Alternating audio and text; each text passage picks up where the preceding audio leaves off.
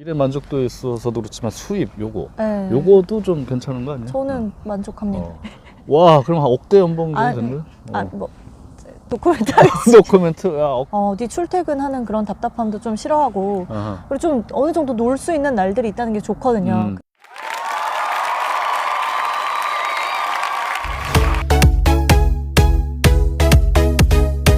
근데 원래 어릴 때부터 학교 다닐 때부터 영어를 좀 잘했습니까? 영어를 당연히 영어 점수는 좋았죠. 근데 그게 영어를 잘하는 거랑은 전혀 상관없잖아요. 한국에서 영어 시험 잘 보는 거랑은.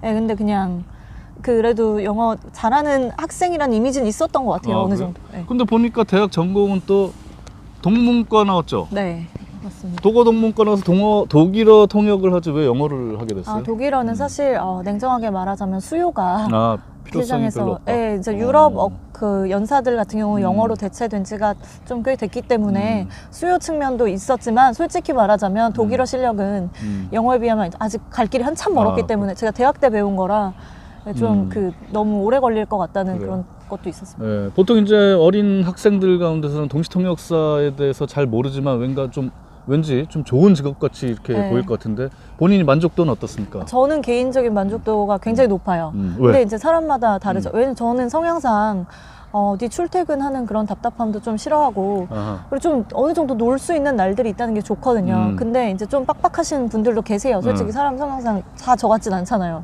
그러니까 일 없는 날 너무 우울하고 뭐 이런 프리랜서의 경우에는 이제 좀 힘드실 수 있죠. 그런 경우에는 인하우스로 실제로 들어가기도 하고요. 그냥 직장 생활이 더 맞다고 판단을 해서. 프리랜서 통역사 일 없는 날 우울하지 않은 사람은 한테는 강추. 네, 그렇죠. 전 진짜로 완전 추천. 그래요? 그럼 일반 직장인, 저 같은 일반 직장인들은 하기가 어렵겠네. 네, 그러니까 그런 게 이제 몸에 배신 분들은 이게 뭐 만약에 평일 낮에 외출을 했다고 가정을 해볼게요. 저는 평일 낮에 내가 나와 있는 이 사실이 굉장히 기뻐요. 내가 당장 오늘 돈을 벌진 않더라도 아니 이 자유도 솔직히 돈으로 환산하면 제 일당 못지 않다고 저는 생각하거든요. 근데 이제 일부 어떤 사람들은 나만 여기서 뭐 하는 건가, 다들 이렇게 생산적인 일을 하고 있는데 뭐 이렇게 생각하시는 분은 힘들 수 있죠. 그거하고 또 하나 일의 만족도에 있어서도 그렇지만 수입 요거도 좀 괜찮은 거 아니에요? 저는 만족합니다. 이건 실례지만 얼마나 수입이 되는지 물어봐도 됩니까? 업계 평균하고 개인 본인하고. 업계 평균을 제가 일단 몰라요. 이게 몰라요? 왜냐면 다들 개인적으로 하는 거기 때문에 전혀 모르고 저는 일단 제 업계 평균이랑 비교하기는 어렵고 제 나이 또래 이제 대기업 직장인보다는 제가 많이 버는 것 같아요. 대기업 들어가서 6년 정도 되면 연봉이 얼마나 합니까? 한 4천 정도 하나요? 4천 안 가나? 전혀 모르겠어요. 4천 사실 잘 모르지만 이제 그것보다 일단 훨씬 많다는 거. 그거보다 훨씬 많다. 와, 그럼 한 억대 연봉 정도 되는 거예요? 뭐 노코멘트 하겠습니다. 노코멘트. 억대 연봉이냐는 질문에 노코멘트라고 하는 거는 세금은 내고 있습니까? 네, 잘 내고 있습니다. 모험 납세자. 알겠습니다. 그 정도. 하여튼 그 수입 면에 있어서도 만족도가 높고 내가 프리랜서로 하니까 내 시간이 많아서 좋고 또 통역을 하다가 보면 보람도 있고. 네, 그렇죠. 가장 보람 있었던 기억에 남는 통역 어떤 거 있습니까?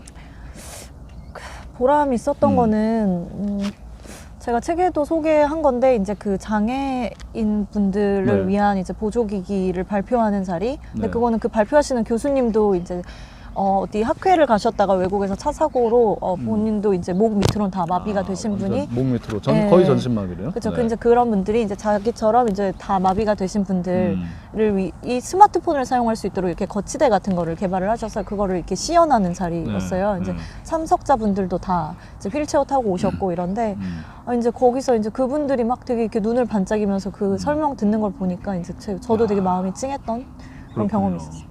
자, 우리 젊은 친구들, 학생들 중에서도 이렇게 동시통역사가 되고자 하는 분들이 있을 텐데 동시통역사 되려고 그러면 어떻게 해야 됩니까? 통번역대학원에 가셔야 됩니다. 꼭 통번역대학원을 가야 되나요? 그러니까 동시통역이 꿈이라면 통번역대학원을 가셔야 돼요. 그냥 순차 통역이 꿈이라면은 혼자 해서 되고. 아니 순차 통역만 하겠다. 뭐 내가 어떤 회사에 인하우스로 들어가서 뭐 순차 통역만 해도 만족한다 하시는 분들은 왜냐면 보통 그런 기업에서도 통대 출신을 선호해요. 통대 출신이면 이제 그런데 취업도 인정을 한마디로 라이센스 자격증 같은 거네요. 자격증 대체하는 게 이제 통번역대학원 졸업증이라고 생각을 하시면 되고요. 국내 동시통역 자격증은 없지만 그 대학원을 나오는 게 거의 자격증이나 다름없다 이렇게 보면 됩니까? 그리고 또 학위가 다르게 나오기 때문에 같은 통번역대학원을 졸업을 했어도 어떤 학위를 받았느냐도 어느 정도는 영향을 미친다고 볼 수 있어요. 어떤 학위가 있는데요? 국제회의 있고. 통역학, 이게 동시통역까지 통과를 했을 때 주는 네. 학위고요. 이제 순차통역학으로 학위를 받으시는 분들도 있어요. 그리고 번역학 있고요. 들어가기도 어렵고 들어가도 또 졸업하기도 어렵습니까? 그 학위 따기도? 네, 요즘에는 뭐 좀 달라졌을 수도 있는데 저 때만 해도 졸업이 훨씬 어려웠던. 몇 명, 10명 중에 몇 명 정도 졸업합니까? 그러면? 저희 기수를 예로 들어드리면 이제 순차통역이랑 번역학 제외하고 이제 동시통역, 그 국제회의 통역학 학위를 이제 제 시험 없이 한 번에 이제 통과하신 분이 저희 동기 한 40명 중에 5명 정도. 40명 중에 5명? 네, 근데 저희 기수 많이 와. 한 거예요. 저희 윗기수, 아래기수는 2명씩. 야, 저희 그래요? 기수 그렇게 잘하는 어렵구나. 와, 그렇게 어려운 거 어떻게 됐어요, 근데? 공부를 열심히 해서. 공부 열심히 해야 됩니다. 네. 지금 혹시 동시통역사를 준비하는 분들한테 해주고 싶은 말? 일단은 막 예전에 통역사가 정말 화려한 직업이었던 시절도 있잖아요. 90년대 초반. 네. 이때랑 똑같은 대우를 원하면 안 되지만 저희도 이제 그런 상황에서 일을 하고 있진 않아요. 근데 그 정도의 기대 수준을 가지고 시장에 진입하면 100% 실망할 거예요. 근데 그렇지 않고 그냥 내가 좋아하는 일을 마음 편히 하면서 좀 즐겁게 살 수 있는 방법을 찾고 있다. 뭐 이런 분이라면은 저는 굉장히 만족도 높게 이제 일을 하실 수 있을 거라고 생각을 하고요. 결국에는 좀 실력이 관건이라서 아무리 이제 포화 상태가 시장이 되더라도 실력 있는 사람은 살아남습니다. 그래서 이제 공부를 많이 해서 이제 실력을 갈고 닦는 게 이제 제일 중요한 방법이 아닐까 저는 생각을 해요. 너무나도 당연한 얘기잖아요. 공부 열심히 하라는 거. 그죠? 아니 근데 당연하지만 다 그렇게 하진 않잖아요. 전문 지식을 막 주입을 시키기 때문에 사람이 되게 똑똑해져요. 통번역대가 다니고 있는 시간. 존 메이저 총리가 우리 강요 중에 누구보다 더 영어를 잘한다고 아주 극찬을 했습니다. 네. 이 롤모델이 이게 실존 인물인지조차 이게 확인되지 않은 전설적인 얘기가 그래요? 전해져 내려오는 게 있어요. 이제 네. 사실 제가 해외 어학연수 1세대입니다. 어디로? 영국으로. 좋은 데 다녀오셨네요. 1992년에서 3년. 런던. 뉴카슬에 6개월, 런던에 1년 반 가까이. 되게 오랫동안 연습. 1년 하면 될 줄 알았는데 안 되더라고요. 안 돼서 1년 더. 그래서 들어왔다가 휴학을 연장을 하고 또 갔는데 그래서 1년 10개월. 네. 근데 안 되더라고요. 아니, 왜 안 되는 거예요 도대체? 저도 어학연수를 다녀와서는 영어를 한다고 말할 수 있는 실력이 아니었어요. 근데 제 생각에 저는 영어가 통번역대원 다니면서 제일 많이 늘은 것 같아요. 근데 그러면 안 되는데 사실은 다 완성을 하고 들어갔어야 되는 게 맞긴 맞지만 제 경우에는 그때 제일 많이 늘지 않았나 생각이 그랬군요. 그러니까 그 스킬을 아주 집중적으로 가르치는 모양이네요. 네, 통역과 그냥 영어 잘하는 거는 또 별개고. 네, 완전히 별개고 이제 저희 통역, 번역 다 가르치고 또 이제 그 외적으로 전문 지식을 막 주입을 시키기 때문에 사람이 되게 똑똑해져요. 통번역대가 다니고 있는 전문 분야에 대해서 여러 가지 네, 사회, 매주. 뭐 과학, 네, 그죠, 그죠. 이런 거. 그렇구나. 신문도 많이 봐야 되고. 네, 신문 거의 전 매일 봤어요. 어떤 통역을 맡게 되면은 그 주제나 현안에 대해서 미리 공부를 해야 되죠. 네. 어떤 식으로 합니까? 저는 일단 자료를 받았다 하면은 주제가 구체화가 되기 때문에 그 주제에 대한 공부를 집중적으로 하는 편인데요. 근데 그러지 않다. 만약에 뭐 어떤 행사 이름은 받았는데 자료가 막 며칠 전까지 안 나온다. 이러면 경우에는 그 행사 이름 가지고 되게 방대하게 리서치를 해요. 예를 들면 구글을 어떤 게 해서 있어요? 저는 일단 기사를 제일 많이 찾아봐요. 그 해당 분야에 요즘 가장 떠오르고 있는 뭐 4차 이야기는 산업혁명. 네, 그죠. 근데 4차 산업혁명 같은 경우는 너무 아니 건방한 안 것? 걸치는 산업이 없어요. AI. 네, 그렇죠. 안 걸치는 산업이 없는 게 몇 개 있어요. 그 4차 산업혁명이랑 블록체인 이런 거는 모든 산업에 다 걸리기 때문에 이제 그럴 때 이제 주최 측이 어디인가 이런 걸 해가지고 좀 범위를 좁혀서 이제 리서치를 하죠. 뭐에 대해서 이 사람들이 얘기할 거라고 대충 예상을 짐작을 해서 하고 이제. 거기에 대해서 집중적으로 전문 용어라든가. 그쵸. 왜냐면 영어를 아무리 잘한다 해도 의학 용어다. 예를 들어서 수술을 할 때 쓰는 용어는 일반인들이 알 수가 없죠. 그렇죠. 이제 거기서 근데 만약에 잘못 나가면 신뢰도가 확 떨어지기 때문에 그렇군요. 준비를 많이 하는 편. 혹시 뭐 그런 거 하다 실수한 적은 아까 거 외에는 기억나는 거는?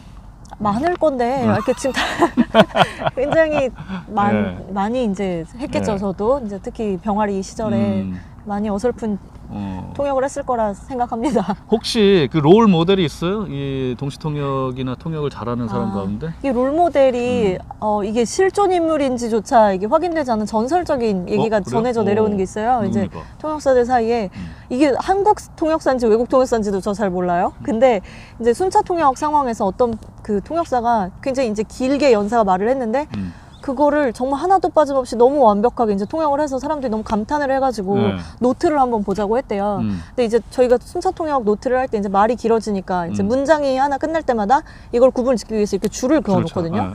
근데 이제 그분의 노트에 점과 줄밖에 없었다라는 전설이 있어요. 그러니까 다 기억력으로. 와, 그거를.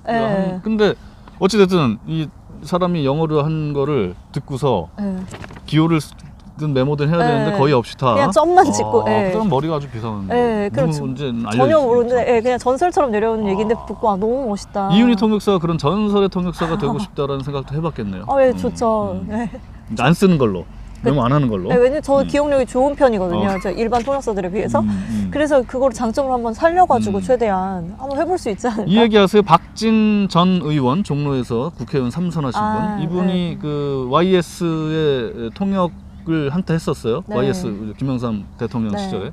존 메이저 총리하고 정상회담할 때 통역을 했는데 존 메이저 총리가 우리 강요 중에 누구보다 더 영어를 잘한다고 그러고 아주 극찬을 했습니다. 아세요, 그분?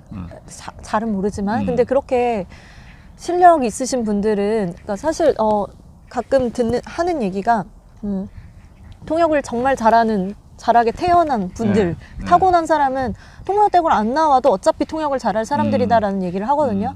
이제 극히 드물게 그런 재능을 갖고 계신 분들이 있어요. 특히 동시 통역 같은 경우는 그래도 좀 기술을 배우는 게 필요하지만 순차 통역 같은 경우들은 안 배워도 그냥 타고난 센스로 잘하시는 분들이 있거든요. 이제 그런 케이스가 아니었을까 저는 생각을 해요. 그분이 이제 정치 외교를 가르쳤기 때문에 특히 이제 그런 걸 잘할 수 있었을 것 같고. 배경 지식도 있었고 이제 그 YS 정무비서관을 했으니까. 그렇죠. 아무래도 그 내부 지식도 굉장히 많으셨을 거고 자신감도 있었을 거고. 또 한 가지는 그분이 뉴카슬 유니버시티에서 정치학을 가르쳤는데 제가 그 연구실을 가봤어요. 단어장 있어, 단어장. 영어 단어장. 그분이 하버드 대하고 옥스포드에서 공부를 하고 뉴카슬대 교수를 하면서도 단어장, 영어 단어장을 쓰더라니까. 그러니까 그거가 진짜 배울 점인 것 같아요. 그러니까 이게 난 통역사가 됐으니까 이제부터 영어 공부는 끝 이런 게 절대 아니에요. 그렇기 때문에 계속 공부하는 마음 가지면 저는 되게 본받아야 될 점이라고 생각해요. 지금 우리가 국가의 중요한 얘기를 하고 있는데 지금 까치가 울고 있습니다. 까치 통역은 안 되죠. 이제 그래서 본인은 어떤 식으로 그럼 요즘에 계속 공부를 하고 있습니까? 아까 뭐 드라마 보고 뉴스 보고 공부하고 싶은 날은 저도 막 쓰면서 공부를 해요. 근데 요즘에는 그 신문 구독은 안 하고 있지만 옛날에 봤던 이제 신문 자료들 이런 거랑 제가 단어 정리해 놓은 거 자료도 저도 많이 갖고 있거든요. 그런 거 진짜 제가 통번역대학원 다니던 시절 뭐 6, 7년 전 신문 가지고도 공부를 해요. 옛날에 했던 거 안 버리고. 근데 그거 보면은 정말 재밌는 게 어쩜 이렇게 발전이 없을까. 이게 이야기가 너무 돌고 돌아서 지금 봐도 그 표현들 당장 써먹을 수 있을 정도로 시의성이 있어요. 그래요?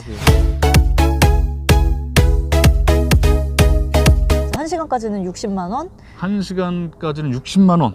그리고 이제 6시간까지는 90만 원. 굉장히 많거든요. 너 잘났다. 그죠. 너 잘났다 하는데 정말 칭찬으로. 영어로 어떻게 해? 너 잘났다 그래. 너 잘났다. 니똥 굴땀 아니 이러잖아. 그거는 그 앞에 무슨 상황이었느냐에 따라서 또 진짜 수천 가지로 표현을 할 수가 있어요. 너 한 잘났다. 가지가 아니구나. 그렇죠. You're looking good 뭐 이런 건 아닌 거고. 그거는 잘생겼다.